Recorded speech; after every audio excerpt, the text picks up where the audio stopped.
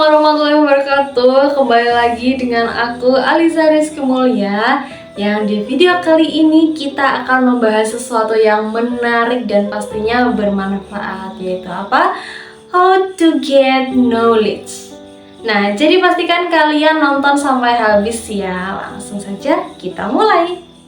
Pernah nggak sih kamu merasa kalau kamu belajar tuh banyak hal, sekolah bertahun-tahun, lulus dengan nilai bagus, tapi dalam hati kamu masih bingung, aku ini sebenarnya sedang mencari apa?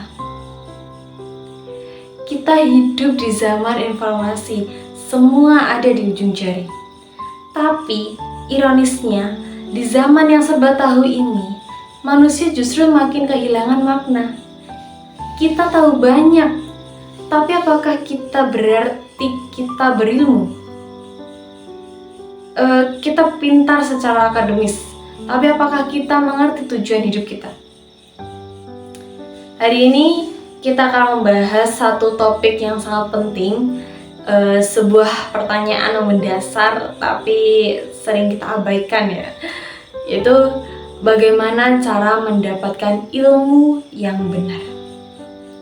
Tapi bukan sembarang ilmu, bukan sekedar informasi, tapi ilmu yang sejati, yang menenangkan jiwa, membimbing hidup, dan mendekatkan kita pada Tuhan.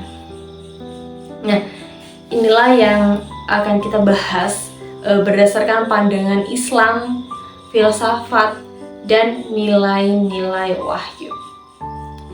Mari kita mulai. Nah, setelah kita sadar bahwa manusia modern sedang tenggelam dalam banjir informasi nih ya, tapi justru kehilangan arah, maka pertanyaan berikutnya adalah, kalau begitu, apa sebenarnya ilmu itu? Ya, dalam pandangan Islam, ilmu itu bukan sekedar informasi. Ilmu bukan sekedar hafalan. Ilmu juga bukan sekedar pengetahuan teknis. Apa itu ilmu? Jadi ilmu itu adalah tibanya makna ke dalam jiwa dan tibanya jiwa kepada makna. Artinya apa? Seseorang yang berilmu itu bukan hanya tahu, tapi mengerti secara dalam, bahkan merasakan makna dari sesuatu itu. Misalnya, tahu bahwa air laut itu asin. Itu bukan cuma tentang rasa asinnya, tapi tentang proses bagaimana lautan diciptakan, bagaimana kandungan garam itu muncul, dan mengapa itu menjadi tanda kekuasaan Allah.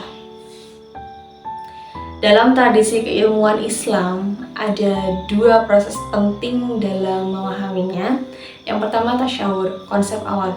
Ini adalah pemahaman konseptual ya, misalnya kita bisa mengenali dan membedakan antara manusia, hewan, batu, tumbuhan gitu ya. Tasyawur itu membuat kita bisa mengidentifikasi sesuatu sebelum menilainya gitu. Terus yang kedua ada tasdik, penilaian benar dan salah.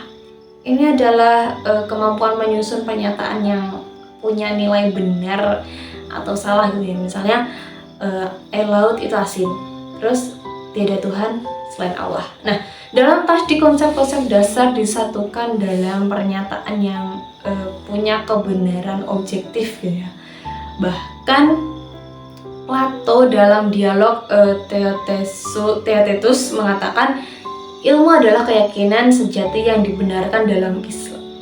Dalam Islam ini disebut yakin gitu ya, keyakinan yang teguh yang dibangun atas ilmu, bukan sekedar ikut-ikutan ya.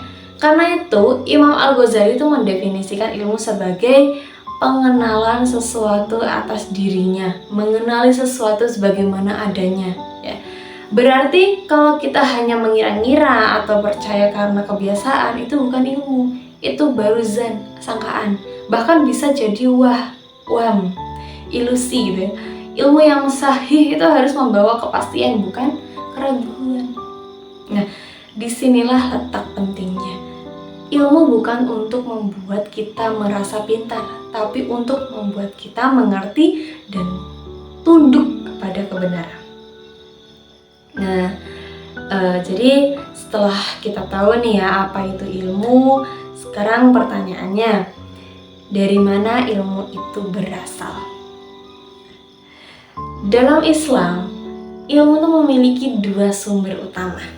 Yang pertama nih, ilmu yang diberikan oleh Allah melalui wahyu. Inilah ilmu tertinggi, ilmu yang bersumber dari Al-Quran, Sunnah, dan ilham para nabi. Ilmu itu datang langsung dari Tuhan, murni, mutlak, dan membimbing kita pada kebenaran. Ini bukan hanya ilmu tentang hukum-hukum agama, tapi juga tentang realitas kehidupan, hakikat manusia, alam semesta, dan juga bahkan akhirat. Yang kedua, ilmu yang diperoleh melalui akal, pengalaman, dan juga pengamatan. Inilah ilmu yang kita temui di sekolah, kampus, laboratorium, ya.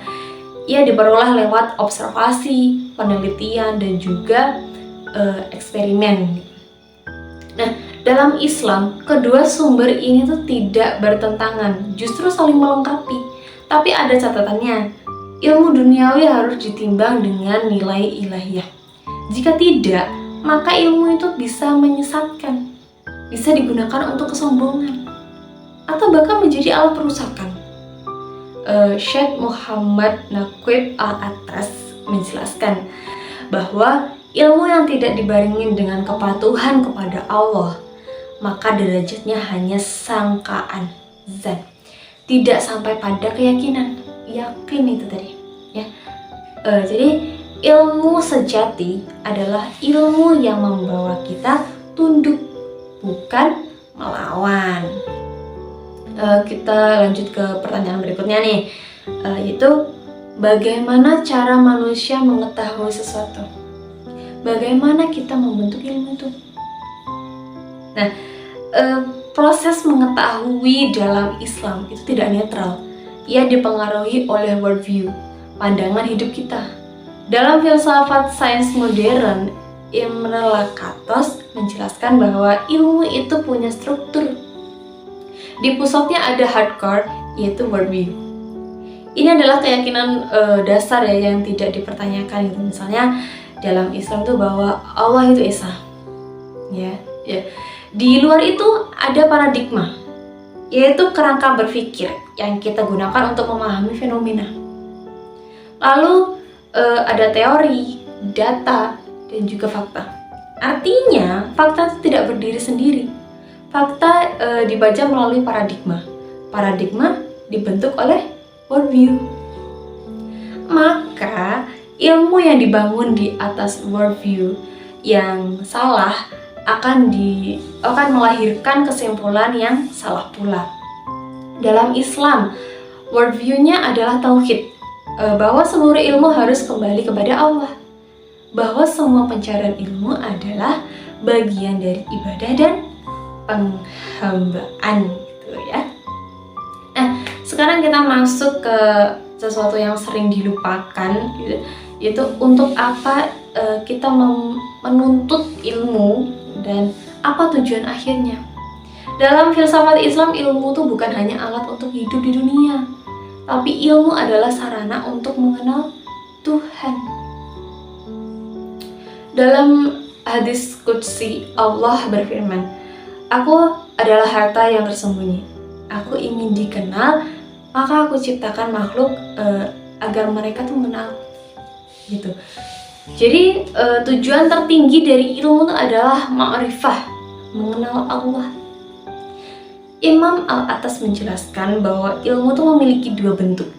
Yang pertama adalah ilmu sebagai makanan roh, yaitu wahyu yang langsung datang dari Allah gitu. Yang kedua adalah ilmu yang berguna untuk kebutuhan duniawi, yaitu ilmu-ilmu terapan, eksak, sosial, dan juga teknologi. Tapi semua itu harus kembali ke satu nilai, bahwa ilmu itu harus menjadikan kita hamba yang lebih taat. Tapi realitanya zaman sekarang itu ilmu sudah dipisahkan dari nilai. Inilah krisis modern ya. Ilmu yang digunakan tanpa iman, rasionalisme ekstrim, relativisme kebenaran, sekularisme yang menghapus Tuhan dari kehidupan, gitu ya. Bahkan banyak ilmuwan besar modern seperti Nietzsche, Freud, Darwin, Marx, ya maaf kalau saya salah nyebutnya ya, Oke, jadi semua itu tuh membangun teori tanpa dasar ilahiyah. Nietzsche itu berkata Tuhan telah mati. Marx menyebutkan agama sebagai candu. Freud menyebutkan agama sebagai ilusi. Dan ini semua tuh secara tidak sadar masuk ke dalam sistem pendidikan kita hari ini. Ya, solusinya apa?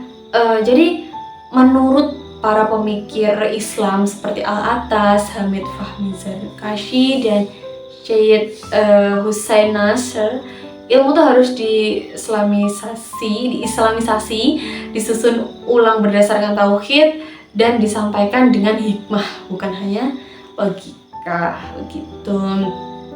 Nah, mari kita merenungkan satu kisah yang sangat indah dari Said Nursi. Jadi ada sekelompok siswa berkata kepadanya, "Tolong perkenalkan Tuhan kepada kami. Guru kami tidak mengajarkannya." Maka beliau menjawab, "Setiap ilmu yang kalian pelajari sebenarnya sedang memperkenalkan kalian kepada Allah dengan bahasanya masing-masing. Ilmu fisika sedang menunjukkan keteraturan dan kekuasaan Allah. Ilmu biologi menunjukkan keajaiban penciptaan. Ilmu matematika sedang menunjukkan keakuratan dan keindahan sistem." Sama seperti kalau kita melihat apotek besar gitu ya, yang penuh botol dan formula, kita tuh tahu pasti ada apoteker hebat di baliknya, ya kan?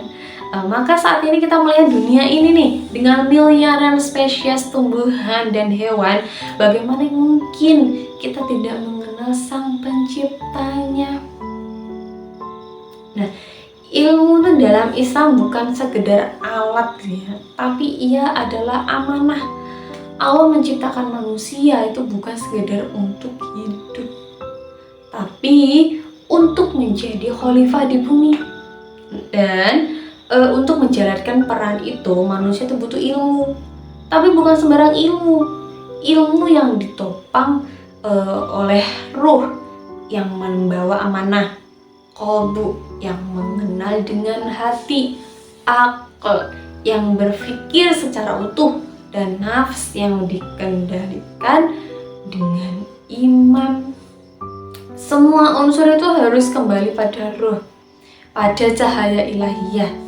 Dalam struktur Islam, ilmu itu mencakup realitas fisik, sosial, dan kemanusiaan, tapi juga realitas metafisik tentang akhirat, moralitas, dan makna hidup.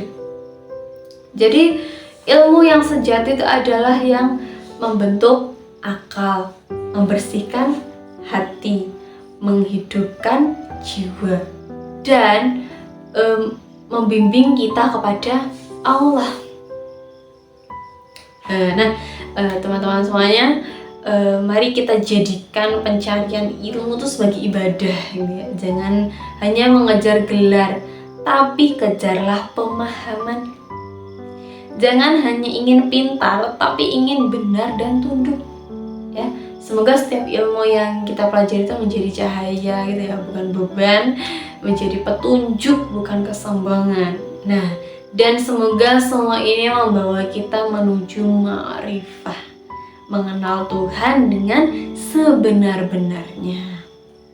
Oke teman-teman, terima kasih sudah menonton video ini sampai akhir. Semoga penjelasan tentang cara mendapatkan pengetahuan ini bisa bermanfaat dan membuka wawasan kamu. Dan kalau kamu punya pengalaman atau cara unik dalam mencari pengetahuan, tulis di kolom komentar ya.